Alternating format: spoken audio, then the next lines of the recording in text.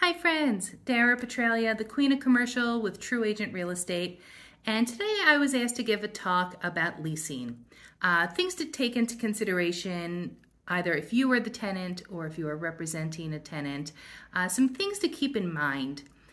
So my first rule of thumb is each situation is unique. I'm the first one to share that I have placed 3 tenants in the same building with the same landlord, and those lease structures and improvements and dollar amounts are all different. So really that's a reason to have a strong negotiator on your end, making sure that you have the best terms possible. Some things to keep in mind are, what is the price per square foot and what is the lease structure? What's included there? Are the taxes included? Is the trash included? Janitorial? Is it only common area janitorial? All those little things can really add up. So if you're leasing a space that has a triple net, your base rent remains stable, your triple nets fluctuate by the year, and you just have to be educated on what to expect during the term of your lease. Another big point of consideration is the build out and the renovations.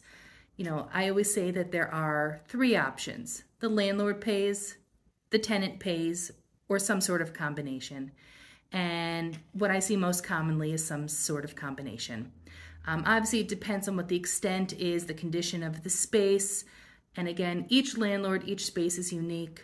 But again, having a strong negotiator to negotiate what is best for you is crucial. Next is, people get excited, new businesses especially, about getting into their first space. And while it can be a daunting process, the role of your broker is to think beyond your immediate needs. What are your long-term expansion needs? If you have 2 employees now, you might need 1,000 square feet. But what happens when your business grows in 2, 3, 5 years? Where can you go? Understanding what the policies are of the landlord that you're negotiating with and what they have. Do they have other buildings? Do they have the ability to move people around to accommodate your needs? And then lastly, I would just like to discuss something that's, probably a little bit sensitive for people, which is the insurance requirements. Sometimes there's a $1 million or $2 million policy requirement from the landlord. Sometimes there's 4 or 5.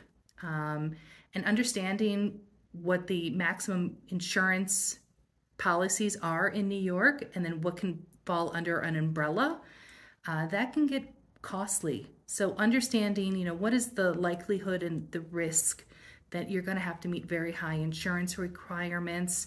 Is that a negotiable point? And what can be done under the New York guidelines? So again, another important part to have a broker on your end who's going to negotiate and refer you to someone who can help navigate those insurance requirements and process. So if you have a topic you'd like us to discuss, please just send it in and we'll get right on it. Thanks. Talk soon.